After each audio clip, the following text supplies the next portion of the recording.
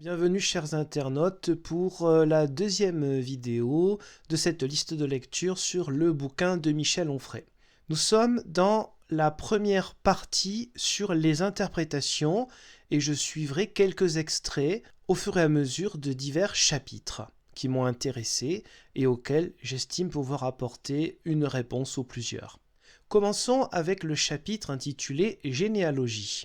À la page 48 et en haut de la page 49, il est question donc de l'annonce de la naissance de Jésus et de la question de la virginité de Marie, en rappelant notamment dans l'évangile selon Matthieu, au premier chapitre, les versets 20 à 25, où à la fin il est noté « Mais il n'eut pas de relation conjugale avec elle », il ne la connut pas, en grec « connaître », est effectivement un verbe qui reprend de yadar dans l'Ancien Testament et qui peut signifier connaître aussi dans le sens physique. Pas de relation conjugale avec elle avant qu'elle ait mis au monde un fils auquel il donna le nom de Jésus. Donc, interprétation, affirmation de Michel Onfray, page 49 vers le milieu. Convenons en passant que le texte évangélique parle d'une absence de relation sexuelle pour la conception de Jésus, mais qu'après sa naissance, l'interdit ne tient plus. On lui annonce, elle sera enceinte. Point barre. Où est la question de l'interdit ? Je poursuis la phrase. Dès lors, Marie pourra avoir des relations corporelles avec son époux, ce qui explique l'existence de frères et de sœurs. Donc oui, elle le pourra puisque personne ne lui a interdit cela.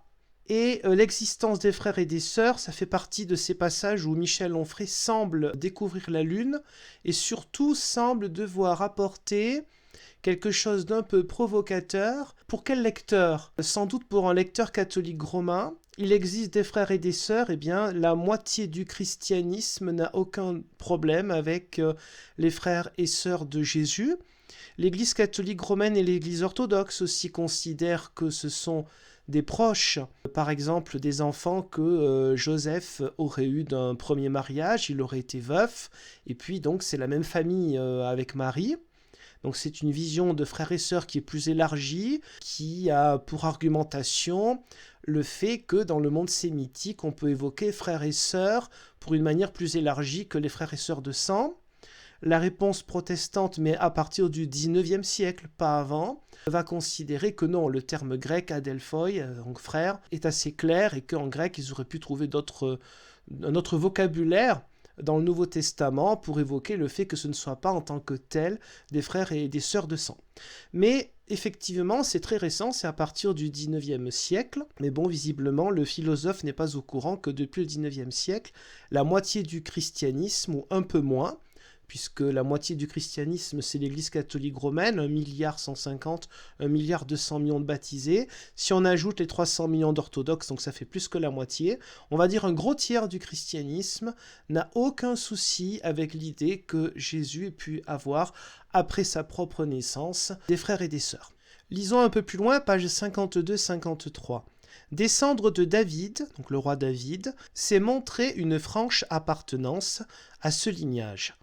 Or Joseph a des songes, Adam déjà entre dans une torpeur et s'endort. Genèse 2, verset 21. Afin que Dieu puisse tirer de lui la côte avec laquelle il va créer Ève. Dieu endort Adam pour créer Ève, comme il endort Joseph pour créer Jésus. Alors le parallèle est intéressant en tant que tel, mais il faudrait aussi expliquer que la notion de côte ne fait pas l'unanimité même dans le christianisme, puisque le terme que l'on a traduit par côte, même Augustin déjà le traduisait par poitrine ou côté. De même que dans le Midrash Rabbah, donc qui fait partie des commentaires traditionnels du judaïsme, on parle de la côte ou du côté ou l'une des côtes ou entre les deux dernières côtes. Cette interprétation aussi aurait pu attirer l'attention de l'auteur. Pour ce qui est de la torpeur qui est évoquée, c'est juste pour le terme utilisé dans la Genèse, mais ça ne correspond pas dans la comparaison.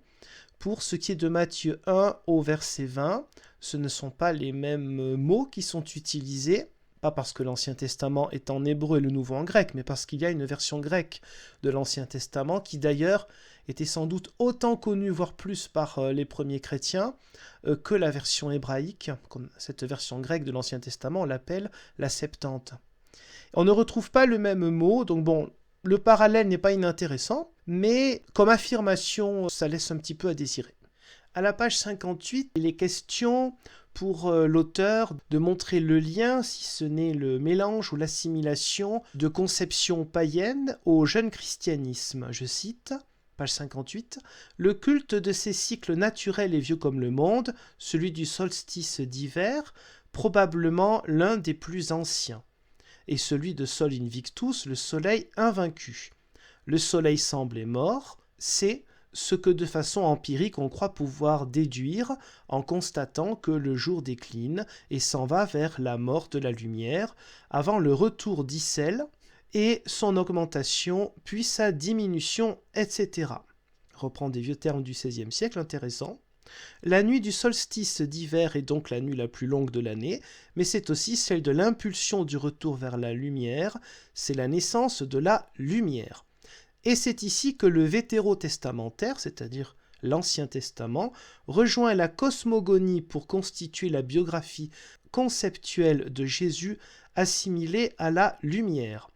Dès lors, fêter la sortie de la nuit pour célébrer la naissance de la lumière et l'entrée dans une période de croissance de la clarté, voilà qui rend possible, par les autorités de l'Empire devenu catholique, la substitution de la fête païenne des Romains à la fête christique des chrétiens. Alors, comme souvent dans ce livre, il y a du vrai. D'un côté, c'est redécouvrir l'eau tiède, avec le fait que des fêtes païennes ont été christianisées pour que, effectivement, la masse croie à l'évangile. C'était des conceptions de l'époque, qui étaient très différentes des conceptions de notre monde et de notre période, bien évidemment. Par contre, là où il mélange Jésus assimilé à la lumière du Christ, c'est une donnée fondamentale des évangiles.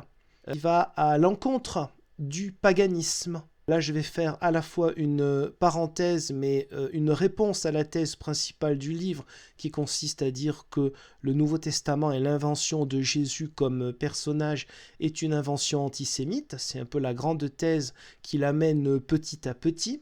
Je rappelle que Jésus lui-même dit à toute une assemblée, où il n'y a pas que des disciples d'ailleurs, « Vous êtes la lumière du monde ». Et ça, c'est un pied de nez, pour rester gentil, contre Rome. Et aller contre Rome, c'est aller presque contre une divinité. Donc la lumière du Christ est mise en avant à Noël fêté le 25 décembre, il y a du vrai là-dedans, mais le Christ comme lumière va à l'encontre aussi du paganisme, et non pas du judaïsme, lorsque le Christ dit « vous êtes la lumière du monde », qui est une expression connue notamment chez Cicéron, pour dire que c'est Rome la lumière du monde. La citation biblique, c'est dans Matthieu 5, verset 14. Je vous remercie pour le visionnage de cette courte vidéo et je vous donne rendez-vous, Dieu voulant, pour la numéro 3, où nous continuerons dans les interprétations des premiers chapitres. Au revoir.